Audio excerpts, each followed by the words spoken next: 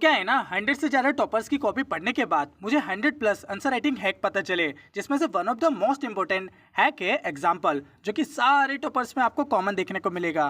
तो इस हैक्स की इंपॉर्टेंस को देखते हुए मैं आप सभी लोगों के लिए 500 प्लस एग्जाम्पल की सीरीज लेकर आया हूँ। So hello smart aspirant, this is your smart sir.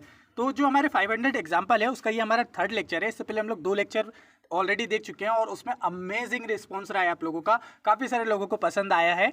तो ये उसी सीरीज़ का कंटिन्यू है। धीरे धीरे हम लोग जो है सिर्फ आप लोग को ये जो एग्जाम्पल है ना, मैं एग्जाम्पल की पीडीएफ फ्री में नहीं दे रहा हूँ, सिर्फ मैं आप लोग को इसको रटवा भी रहा हूँ, क्योंकि मेन मकसद मेरा ये है कि आपको चीज़ें रटना चाहिए, आपके आंसर राइटिंग में आना चाहिए। और मॉर्निंग में हम लोग आंसर राइटिंग भी करते हैं। तो वैसे अगर हम लोग बात करें, जो हमारी ये 500 एग्जाम्पल सीरीज चल रही है, ये हमारी जो अम्ब्रेला सीरीज़ है ना, पावर ऑफ थीम सीरीज़, जिसको पॉड सीरीज़ भी कहते हैं, उसी का एक पार्ट है।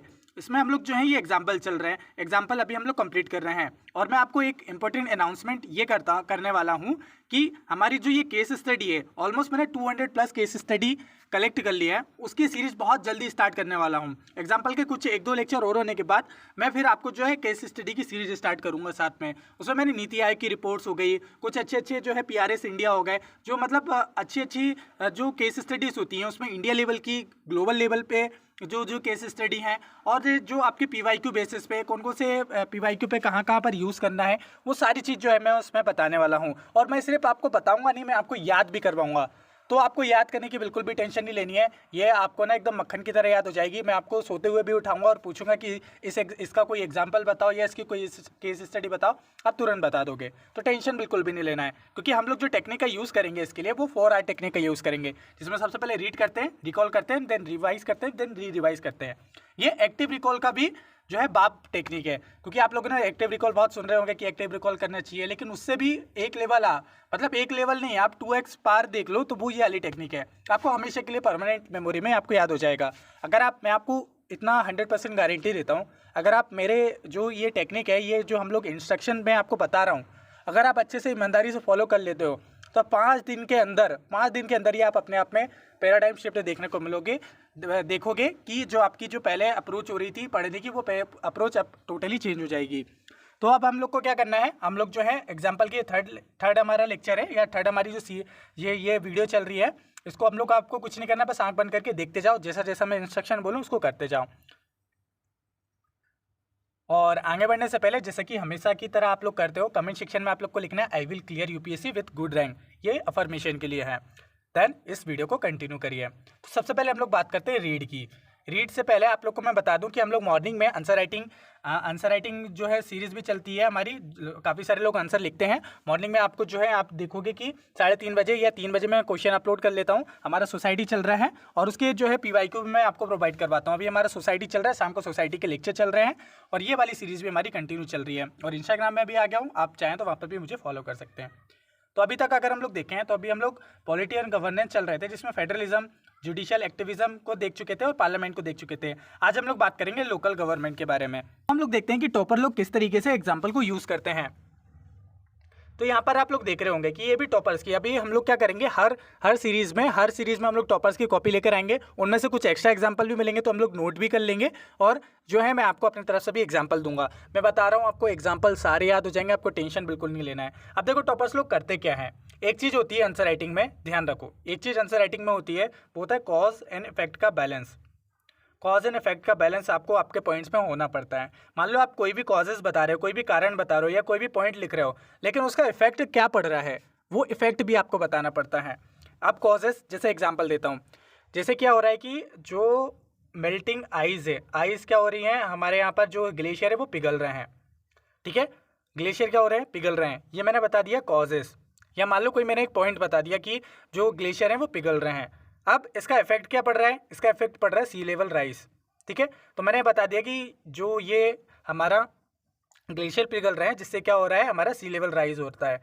सी लेवल राइज हो गया तो ये हमारा क्या हो गया, बैलेंस हो गया, जिसमें हम लोग ने कॉज भी बताया, उसका इफेक्ट भी बता दिया। देन एग्जांपल दे दिया कि देखो यहाँ पर आपको देखने को मिलेगा कि ये जो कंट्री है, जो हमारी फिलीपींस है, फिलीपींस में आप देखोगे कि उन्होंने अपनी कैपिटल को शिफ्ट कर दिया। तो ये एक एग्जांपल है, उनको थ्रेट हो रहा है कि जो सी लेवल है वहाँ का जो राइज हो रहा है, उसकी कैपिटल जो है वो डूबने वाली है। तो ये कॉज एंड इफेक्ट के बैलेंस होते हैं, ये इफेक्ट का बैलेंस आपको अपने आंसर राइटिंग में करना पड़ता है। ये जब आप लोग थोड़े से एडवांस लेवल की आंसर राइटिंग करने लगते हो ना, तब आपको पता चलता है धीरे धीरे। तो ये टॉपर्स के आंसर में दिखते हैं, तो ये चीज़ आप लोग को पता होना चाहिए। जैसे आप लोगों ने देखा होगा कि इन्होंने लिखा है कि बहुत शॉर्ट में लिखा है कि सोशल जस्टिस एंड वेलफेयर के बारे में, देन उसके बारे में उन्होंने बता दिया कि क्या इफेक्ट हो रहा है उसका, कि ट्राइबल एंड शेड्यूल कास्ट जो है राइट्स के बारे में बात कर रहे हैं। देन उन्होंने एग्जाम्पल से जस्टिफाई कर दिया कि देखो मैं ये जो बोल रही हूँ ना, ये जो बोल रहा हूँ, ये देखो ये एग्जाम्पल है इसका, ये देखो ये एग्जाम्पल है। ये जो जितना भी मैं एग्जाम्पल बता रहा हूँ ना, आपको सिर्फ नाम ही यूज़ करने हैं, उनके वर्ड से नाम से ही जो है आपका बस हो जाएगा, आपको बहुत डिटेल में भी नहीं बताना पड़ता है, ठीक है। तो इस तरीके से आपको एग्जाम्पल लिखना है, इसको पॉज करके इसको पढ़ लेना, आपको पता चल जाएगा। ऐसे भी यहाँ पर देखो कितना अच्छे तरीके से इन्होंने यहाँ पर पॉइंट्स लिखा, ठीक है, कि बताया कि using the doctrine count have the ensure the gender justice. कोई भी डॉक्ट्रिन होगी, मेरे को नहीं पता कि कौन सी डॉक्ट्रिन की बात हो रहा है, लेकिन ये क्या करता है, ये इंश्योर करता है कि जेंडर जस्टिस को। लेकिन यहाँ पर भी नहीं रुके, ये इन्होंने एक स्टेप आगे बढ़े, एग्जाम्पल में बताया। देखो जैसे कि सबरी वाला जजमेंट पे हुआ था, देखो जैसे ट्रिपल तलाक जजमेंट में हुआ था। जस्टिफाई करो, एग्जामिनर को मौका ही मत दो आके आपको वो कोई पनिश करे, आप पे डाउट करे, समझ रहे हो, वहाँ पर ये काम आते हैं हमारे एग्जाम्पल। अब समझ में आ गया ना कि एग्जाम्पल कैसे यूज़ करना है, इसको देख लेना एक बार, इसको मैं अभी ग्रुप में भी डाल दूंगा। तो आज हम लोग देख रहे हैं लोकल गवर्नेंस से रिलेटेड एग्जाम्पल। तो सबसे पहले जो केरला का डिसेंट्रलाइजेशन प्लानिंग है वहाँ की, वो काफ़ी फेमस है। ये एक पॉजिटिव एग्जाम्पल के थ्रू देखा जाता है। लोकल गवर्नेंस में हमारी क्या क्या आती है, एक पंचायती राज आती है, और हमारा आता है जो अर्बन म्यूनसिपैलिटीज़ है वो आती है, इसमें जिसमें हमारी जो नगर पालिका वगैरह आ जाती है, आपको पता है, ठीक है। तो वो चीज़ होता है। और हमारे रूरल लेवल पे आप देखोगे पूरा पंचायती राज ग्राम सभा होता है, और ये सारी चीज़ें होती हैं, ठीक है। तो यहाँ पर हम लोग जब भी इससे रिलेटेड क्वेश्चन हर साल आता है, क्योंकि सिलेबस में ऑलरेडी मेंशन है, ये चीज़ सिलेबस में मेंशन है, तो वो क्वेश्चन आना ही है। सिलेबस से बाहर कोई भी क्वेश्चन नहीं आता। आप 2016 का पेपर देखना, सिलेबस के एक एक कीवर्ड से क्वेश्चन आ गया है। सिलेबस का कीवर्ड उठाना, पहला वाला कीवर्ड, उसी से क्वेश्चन भी आया है, और क्वेश्चन का सीक्वेंस भी वही है, सिलेबस का सीक्वेंस भी वही है। ये क्वेश्चन आए हुआ है तो डायरेक्ट क्वेश्चन आ जाता है। तो सिलेबस में क्या मेंशन है, ये सारे कीवर्ड, या सिलेबस में मेंशन है लोकल गवर्नेंस, हमारा मतलब कि पंचायती राज लिखा होगा, तो ये सारी चीज़ें।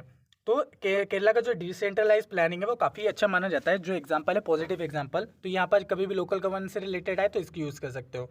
अब आपको सेंटेंस कैसे बनाना है, सेंटेंस ऐसे बना सकते हो कि जो केरला का कैंपेन है वो इन्हांस करता है लोकल डिसीजन मेकिंग पावर को। Okay, Kerala campaign enhance local decision making power. तो कभी भी बोले कि जो इसका इंपॉर्टेंस बताए या वे फॉरवर्ड बताए, तो वे फॉरवर्ड में आप लिख देना कि जैसे कि केरला का जो मॉडल है, केरला मॉडल है, इसको हम लोग एग्जांपल यूज़ कर सकते हैं। यहाँ पर ये डिटेल लिखी है कि जो केरला का जो पीपल कैंपेन है वो स्टैंड करता है लोकल गवर्नमेंट को by increasing their authority decision making and their by improving responsiveness. ये इसके बारे में थोड़ा सा मैंने डिटेल में बता दिया है, ठीक है। इसके बाद वुमेन पंचायत लीडर इन्वेस्टमेंट, ये वर्ड यूज़ कर सकते हो आप लोग। जैसे जेंडर इशू से रिलेटेड आए, एम्पावर से रिलेटेड आए, तो आपको ये यूज़ करना है। सेंटेंस क्या बना सकते हो कि women leader invested significantly more in development. Women leader invested significantly more in development, मतलब कि जो वुमेन लीडर होती है वो डेवलपमेंट में बहुत ज़्यादा जो है इन्वेस्टमेंट मतलब सिग्निफिकेंटली रोल प्ले करती हैं। तो यहाँ पर उसके बारे में बताया कि जो वुमेन पंचायत लीडर है, as a evidence by the study invested 48% more in village development in their male counterparts, मतलब कि मेल के कंपैरिजन में ये 48% मोर जो है डेवलपमेंट में रोल प्ले करती हैं।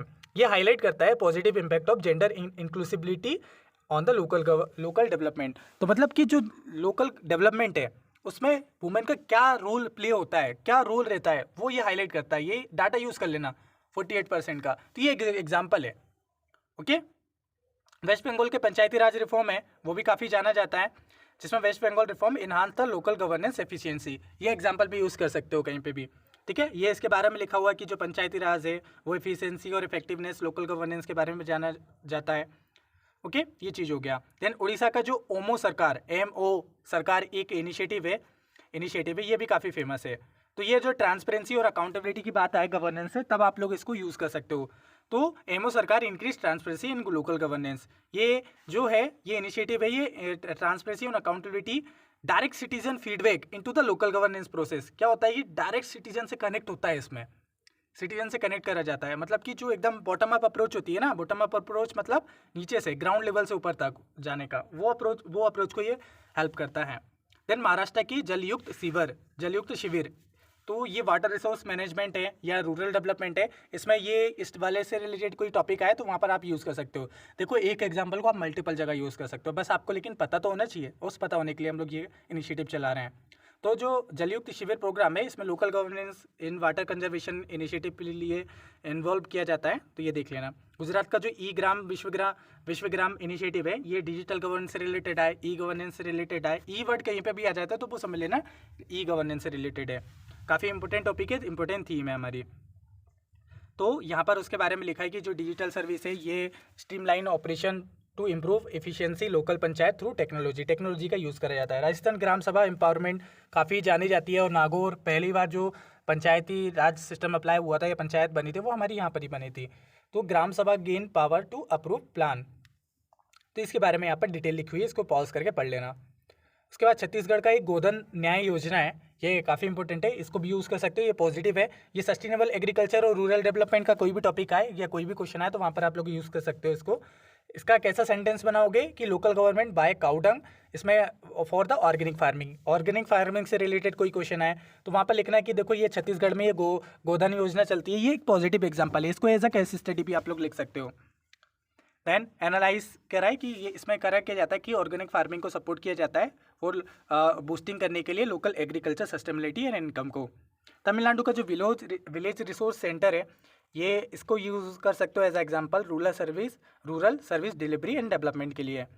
And center provide essential service to rural areas. यहाँ से आपको कुछ कीवर्ड्स भी मिल जा रहे हैं, आप अपने आंसर राइटिंग में यूज़ कर सकते हो। Analyse enhance the rural service and improve quality of life, इसमें ये करा जाता है। जैसे मध्य प्रदेश का आत्मनिर्भर पंचायत ये सेल्फ रिलायंस लोकल गवर्नेंस या कम्युनिटी पार्टिसिपेशन से रिलेटेड कभी भी बात आए आप लिखो कि कम्युनिटी का पार्टिसिपेशन बढ़ाया जाना चाहिए, तो वहाँ पर यूज़ कर सकते हो मध्य प्रदेश का आत्मनिर्भर पंचायत प्रोग्राम। या promote self reliance local governance with the community involvement, ऐसे कीवर्ड यूज़ करो, ठीक है। तो आपका जो पॉइंट है वो और इम्प्रूवमेंट हो जाएगा, अच्छा लगने लगेगा। ये एनालिसिस लिखा है। उत्तर प्रदेश का जो स्वच्छ भारत मिशन है, सैनिटेशन एंड पब्लिक हेल्थ है, जैसे लोकल बॉडीज़ है वो crucial implementation of sanitation project को करती हैं। ये इसके बारे में लिखा है कि वो क्या क्या चीज़ें होती हैं। तो ये सारे एग्जाम्पल आप लोग को लिखना है। अब आती है, ये हमारा था फर्स्ट आर, अब आती है आपकी बारी सेकेंड आर की, जो कि है हमारा रिकॉल। अब आप लोग को क्या करना है कि कमेंट सेक्शन में जाना है। अभी तक हम लोगों ने जितने भी एग्जांपल डिस्कस करें हैं इन सब को कमेंट सेक्शन में लिखना है बिना देखे। और अभी आप लोग न्यूज़ में करंट अफेयर में देखते हुए आ रहे हैं वो सारे एग्जांपल अगर आप लोग को कुछ एक्स्ट्रा मिल रहे हैं वो भी लिखना है। अब ये एग्जांपल बता के मैंने आपकी हेल्प करी, अब आपकी रिस्पॉन्सिबिलिटी बनती है कि आप इस एग्जाम्पल को कमेंट सेक्शन में लिख के बाकी लोग की हेल्प करो, क्योंकि आपको मालूम है कि आप में से बहुत सारे लोगों को कमेंट पढ़ने की बीमारी होती है, तो पढ़ो इसी तरीके से। और जब कमेंट्स पढ़ने की बीमारी है तो उसका पॉजिटिव यूज़ करो, तो आप लोग क्या होगा कि फिर बाकी लोग भी आपके कमेंट को पढ़ेंगे, उससे आप लोगों को भी सीखने को मिलेगा। एक चीज़ को आप 3-3 4-4 बार रिपीट कर लोगे। फिर क्या करना है, आपको इसका स्क्रीनशॉट लेना है और अपने ग्रुप में भेजना है। फिर मैं आप लोग को जो है इसके PDF फ्री में प्रोवाइड करवा दूंगा, क्योंकि मैं चाहता हूँ कि मेरी जो मैं जो एफर्ट लगा रहा हूँ यहाँ पर वो जेन्युइन लोगों को पूछे। और अगर आप लोग सीरियस है तो ऑब्वियसली ये प्रैक्टिस जरूर करेंगे। अगर आप सीरियस नहीं है तो फिर तो कितना भी कोशिश कर लो तो आप नहीं कर पाओगे, ठीक है। तो आप लोगों को ये कमेंट सेक्शन में लिखना है। इसके बाद क्या करना है, वो PDF उठानी है, जैसे कमेंट सेक्शन में लिख लो, कमेंट सेक्शन के बाद PDF ओपन करनी है और वहाँ से जाके एक रीड ले लेनी है, तो वो हमारी 3rd आर की प्रैक्टिस हो जाएगी। और 4 आर की प्रैक्टिस में क्या करना है, आपको जो कमेंट सेक्शन है, कमेंट सेक्शन में कल जो हम लोगों ने सीरीज़ में पढ़ा था या उससे पहले जो सीरीज़ में पढ़ा था उसके पास नाम लिख देना है और आज के बारे में थोड़ा सा डिटेल बताना है। तो कमेंट सेक्शन में ये आपका मुझे दिखना चाहिए, ओके। तो चलिए मिलते हैं नेक्स्ट सीरीज़ में, तब तक के लिए खुश रहिए, मुस्कुराते रहिए। जय हिंद, जय भारत।